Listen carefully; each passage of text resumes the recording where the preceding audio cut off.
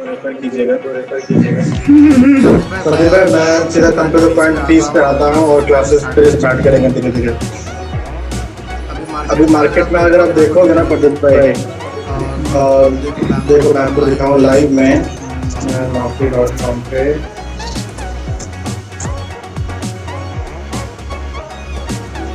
एक बेसिक सी अगर सिर्फ हम एक्सेल की जॉब सर्च करते हैं, एमआईएस रिपोर्टिंग की, देखो कितने सारे जॉब्स आगे मार्केट।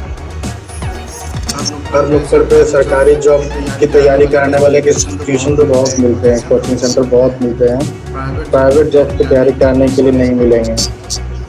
मेरा मोटो बस यही है कि लोगों को प्राइवेट जॉब की ज़्यादा से ज़्यादा नॉलेज दे पाए कि कैसे वो एटलीस्ट एक बेसिक फर्स्ट स्टेप ले पाए।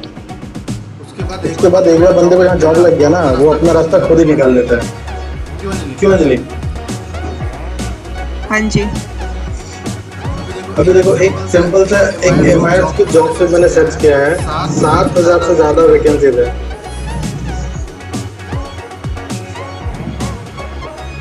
देख रहे हो, 7,400 वैकेंसीज है। लेकिन प्रॉब्लम ये है कि लोगों को एक सही प्लेटफॉर्म पता नहीं है कि इस पे जाए कैसे, स्किल्स की रिक्वायरमेंट क्या क्या है।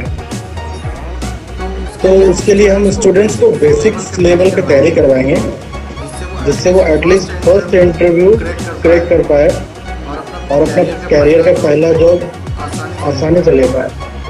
प्रदीप, आपको पता है कि अभी मार्केट में एक्सेल, वर्ड और पावर पॉइंट, ये तीन चीज जिसके पास नॉलेज है एटलीस्ट कॉल सेंटर रिक्वेस्ट अच्छा जॉब ले पाएगा। बिल्कुल, है कि नहीं?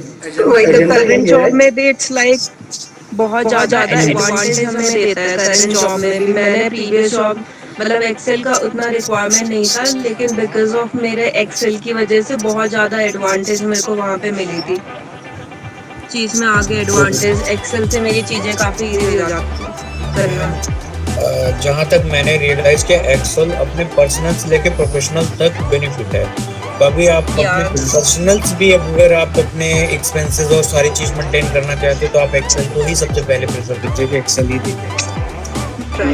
हमें स्टूडेंट्स को इन लेवल पे हाईली स्किल्ड करना है, ठीक है। और जब वो ये कोशिश कर लेंगे, क्लियर?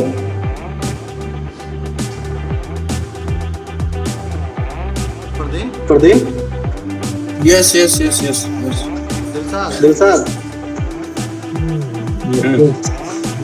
देखो ETL प्रोसेस क्या होता है, जो इंटरव्यू पहले बता रहे थे। सर्वर पे जो डेटा रखा होता है उसको हमें एक्सट्रैक्ट करना पड़ता है। एक्सट्रैक्ट मतलब सर्वर पे डेटा रखा है, अब आपको उसको वापस बाहर निकालना है, ठीक है। क्योंकि आप अब तक ज़्यादा टाइम नहीं कर सकते। आपको लोकल टूल्स मिलता है, जैसे माइक्रोसॉफ्ट एक्सेल हो गया, माइक्रोसॉफ्ट एक्सेस हो गया, या फिर पावर BI हो गई, टैबलू, बहुत सारे एप्लीकेशन है मार्केट में। इसके थ्रू आपको डेटा को बाहर निकालना है, उसको ट्रांसफॉर्म करना है। ट्रांसफॉर्म का मतलब आपके पास जो डेटा होगा, देखो वो इस स्ट्रक्चर होगा। आपको एक सैंपल डेटा दिखाता हूँ।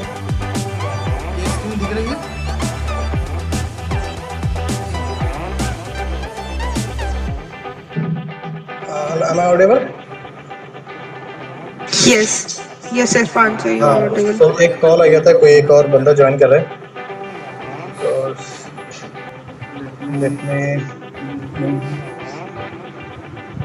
ठीक है। तो ये एक तरह का डेटा होता है। अब इस डेटा सेट में क्या कोई बता सकता है कि कंपनी को प्रॉफिट है या लॉस है? नहीं बता सकते। और ना ही ऑर्गेनाइजेशंस के पास उतना टाइम होता है ना कि आपको वो बैठ के डेटा इतना पढ़ता रहे, ठीक है।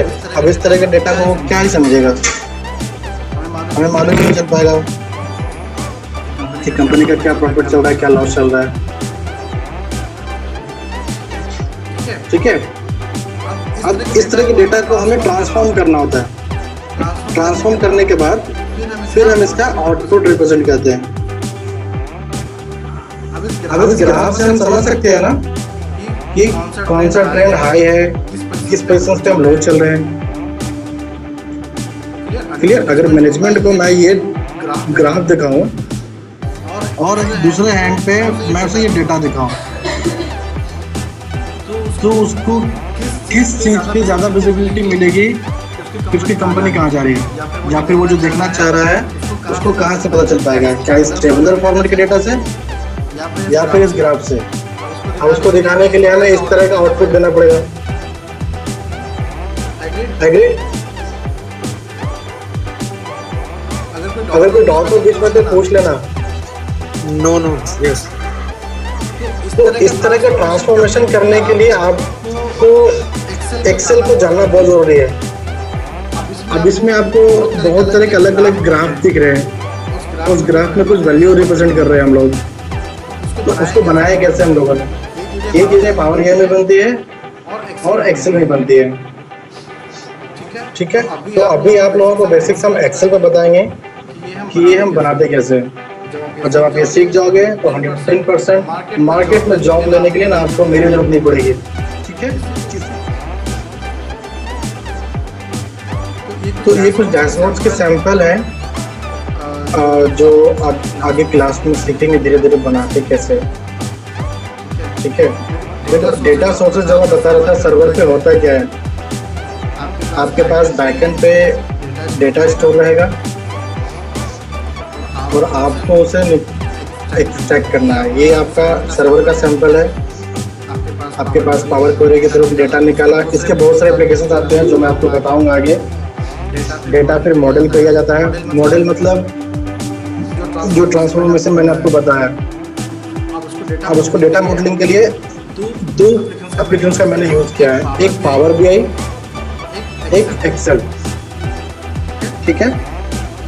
लेकिन इसका जर्नी देखो आप, 80% जो काम होता है ना डेटा का, वो यहाँ से यहाँ तक में काम हो जाता है। लेकिन ये 80% होता है इंजीनियर्स के लिए जो बैकएंड पे डेटा को स्ट्रक्चर बना के लोड करते हैं। और ये जो 20% काम होता है ना, ये काम होता है एक एनालिस्ट का, जो रिपोर्ट बना के आगे रिप्रेजेंट करते हैं। यहाँ तक तो आपको कोई दिक्कत नहीं होगी, आपको उसको देखना भी नहीं पड़ेगा, ये बैकएंड पर आराम से काम हो रहता है। मेन आपको ये चीज़ सीखना है कि यहाँ पे ये कैसे होता है, एक्सेल पे कैसे काम करते हैं, पीआई पे कैसे काम करते हैं। क्योंकि बोर्ड ऑफ डायरेक्टर और मेंबर जो होंगे ना, उनको इससे कोई मतलब नहीं है कि बैकएंड पे क्या चल रहा है, उनको इनसे मतलब होता है फ्रंट एंड पे क्या है, ठीक है। तो फ्रंट एंड के लिए हम अपना तैयारी करेंगे। एक्सेल में थोड़ी डिटेलिंग ज़्यादा होती है, पावर बीआई में विजुअलाइजेशन ज़्यादा होता है, विजुअल डेटा ज़्यादा दिखता है और बहुत ही इजी टू यूज़ है। बहुत सारे कंट्रोल्स है इसके अंदर विजुअल्स को। पावर बीआई और एक्सेल में डिफरेंस क्या है, ये आप समझ लो एक बार। डेटाबेस से डेटा एक्सट्रैक्ट करके आपको एक्सेल पे तो काम करना ही पड़ता है। एक्सेल के बाद आप पावर बीआई में डेटा को डायरेक्ट एक्सपोर्ट कर सकते हो, जिसको हम अपलोड बता रहे थे। और पावर बीआई का एक एडवांस फीचर ये है, अगर एक्सेल आपके पास नहीं भी है तो आप डायरेक्ट सर्वर से डेटा को इंपोर्ट कर सकते हो। अब हम आते हैं बेसिक्स एक्सेल पे। देखो माइक्रोसॉफ्ट एक्सेल में होता क्या है, सबसे पहले आपको जैसे माइक्रोसॉफ्ट एक्सेल ओपन करोगे, हाँ ओपन करके दिखाता हूँ।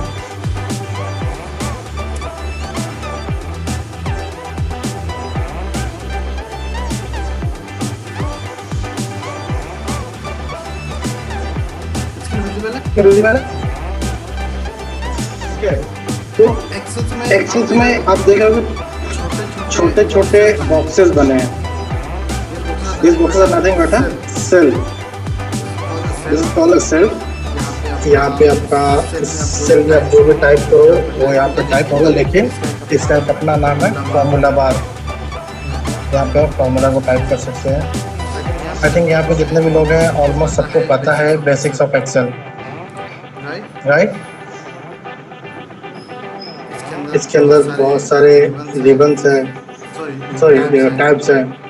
This is all entire area, जो एरिया जहाँ पे आपको फंक्शंस और फीचर्स दिख रहा है, दिस इज कॉल्ड रिबन।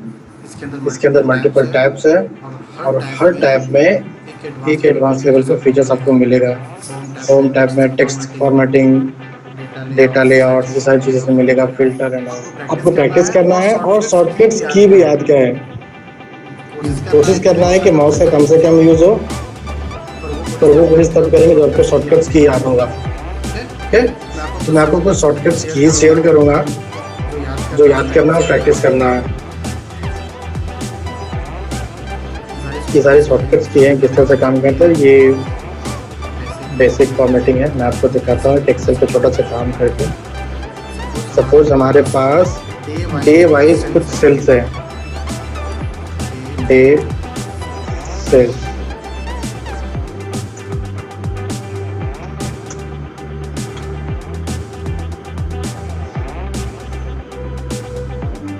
चलो ये हर दिन का मेरे पास मान लो कुछ मैं एक रैंडम वैल्यू जनरेट करा देता हूँ 20 से लेके 100 तक।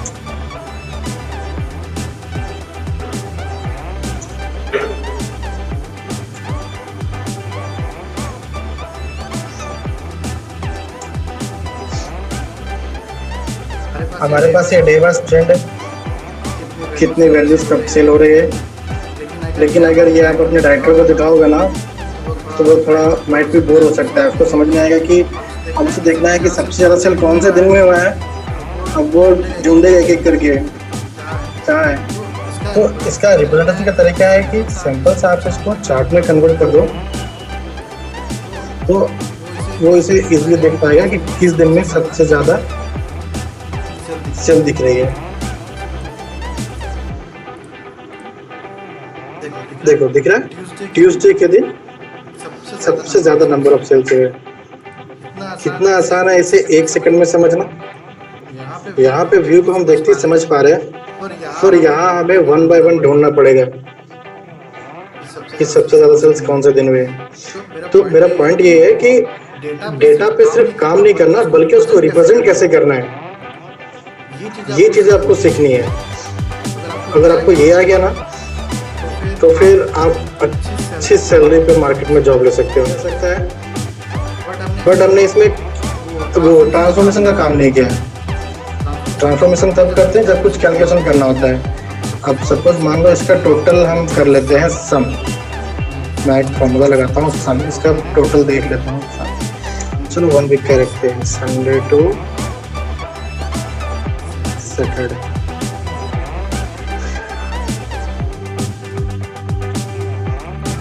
हम इसको जोड़ लेते हैं पूरे वीक में कितना सेल हुआ है, ठीक है। और इसका निकाल लेते हैं पेनिट्रेशन परसेंटेज, इसका सबका अपना कंट्रीब्यूशन कितना है ओवरऑल।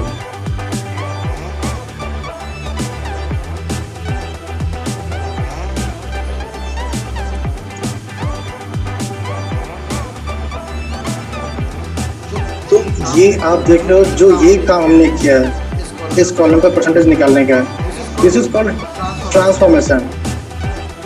अगर आप किसी को ये देखना है कि किस वीक में कितना % का ग्रोथ है तो हम उसे ये दिखा सकते हैं। सबसे ज़्यादा जो ग्रोथ है वो ट्यूसडे के दिन है कैलकुलेशंस के लिए। अभी जैसे आपने देखा होगा मैंने यहाँ पे सिर्फ संडे टाइप किया और उसको अगर हम ट्रैक करेंगे तो आपके पास ऑटो फिल का ये एडवांस फीचर्स आता है। इससे बहुत आपका टाइम सेविंग होगा जब आप डेटा मॉडलिंग पे काम करेंगे, ट्रांसफॉर्मेशन पे काम करेंगे। अगर आपको जनवरी तो दिसंबर प्रिंट करना है तो 1 बाय 1 लिखने की ज़रूरत नहीं है। एक बार जनवरी लिखो और आप उसे नीचे पेस्ट कर दो।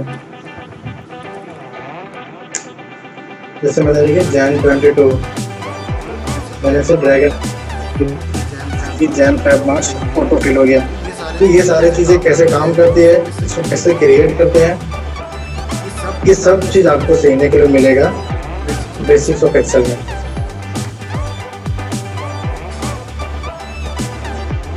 Hope my screen is visible, right?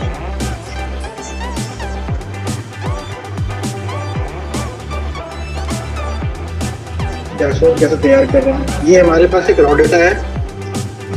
इस रॉ डेटा का डेटा ट्रांसफॉर्मेशन हमने इसकी राइट साइड पे कर रखा है। ट्रांसफॉर्मेशन करने के बाद इसको हमने डैशबोर्ड में कैसे इम्प्लीमेंट किया वो मैं आपको दिखाता हूँ। ट्रांसफॉर्मेशन क्या होता है कि आपको एक एग्जैक्ट कैलकुलेटेड आउटपुट दिखाने में ट्रांसफॉर्मेशन की बहुत ज़रूरत पड़ेगी। मेरे पास ये डे वाइज रिकॉर्ड है, उसको हमने वीक में कन्वर्ट किया है और इस तरह का कुछ समरी तैयार किया है। स्टोर की कंप्लायंस परसेंटेज क्या है, this is called a transformation.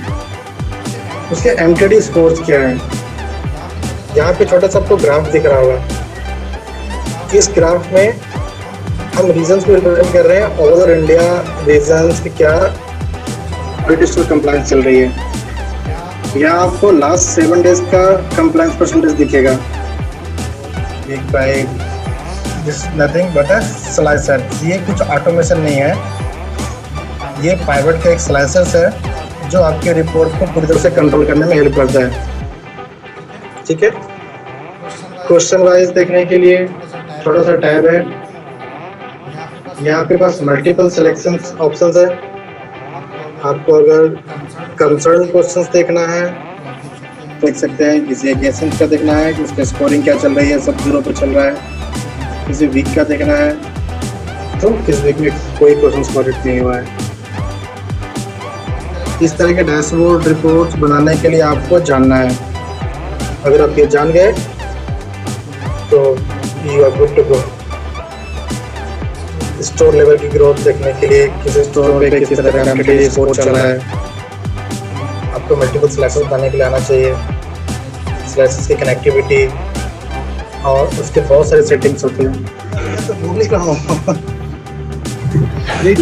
देखो ये टुडे एक डेमो क्लास था, लाइव मैंने नहीं किया इसको आज, ये फ्री डेमो क्लास है। तो मैंने बस एक इंट्रो दिया है कि किस तरह से एक्सेल में रिपोर्ट को हम रिप्रेजेंट करेंगे और इससे क्या क्या बेनिफिट हो सकते हैं। ये बस एक सिंपल सा प्रेजेंटेशन और कुछ नहीं था। तो आप लोगों को मुझे जानना है कि क्या लगता है कि ये कंटेंट सीखने के बाद will you be able to get the job और नॉट? दिख रही है आपको? नहीं, आई थिंक अभी शेयर नहीं हुआ है।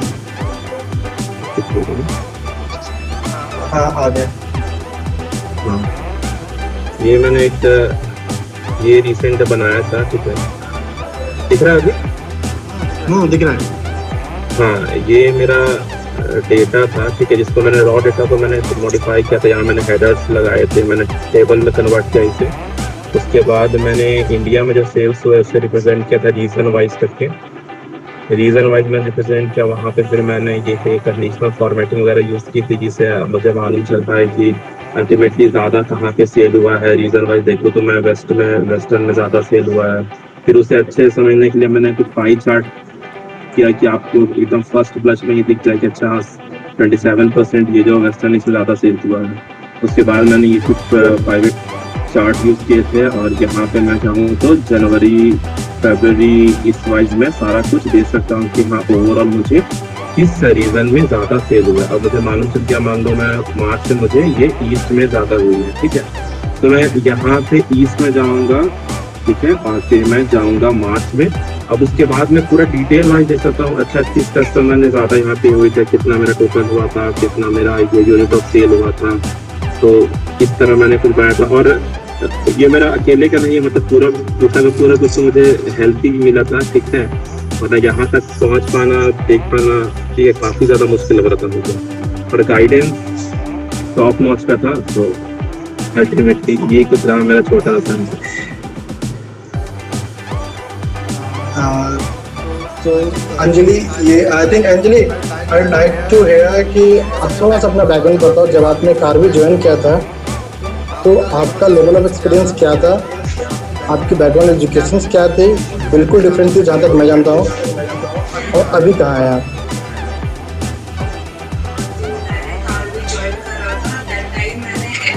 थोड़ी सी आवाज़ स्लो आ रही है अंजलि आपकी। हेलो, अब क्लियर है? हाँ क्लियर है। हाँ जी। तो मैंने MBA करा हुआ है, MBA फाइनेंस में करा हुआ। तो मैंने कार्वी ज्वाइन करा था, मतलब एज एन MIS एनालिस्ट मैंने ज्वाइन करा था। लेकिन उस टाइम जो था एक्सेल। थोड़ा बहुत कॉलेज में हमें पता था कि हाँ एक्सेल होता है, हमने थोड़ा बहुत छोटा छोटा चीजें करी थी, सम करा था, वैसे एवरेज निकाला था, बस इतना। देन मैंने ज्वाइन करा था तो इरफान सर के साथ ही मैंने बहुत कुछ सीखा है ना, जितना भी एक्सेल मैंने सीखा है वही सीखा था, जो भी सीखा है उसके बाद बस उसे अप्लाई ही करा है, और सर ने ही मेरे को सिखाया है, काफी कुछ सिखाया। लाइक जो भी हर एक चीज हम बहुत मतलब करते रहते थे, कुछ ना कुछ करते रहते थे, कभी इफ का फॉर्मूले पे कुछ ट्राई कर रहे होते थे, कभी मैक्रो से, कभी मेल मर्जिंग कर रहे होते थे, कुछ ना कुछ कर रहे होते थे, हम न्यू लर्न कर रहे होते थे वहाँ।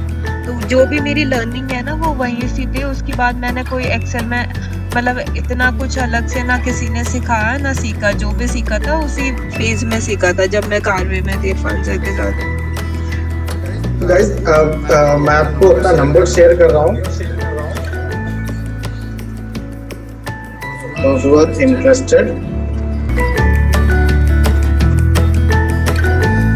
ये मेरा नंबर है 9599 206 906।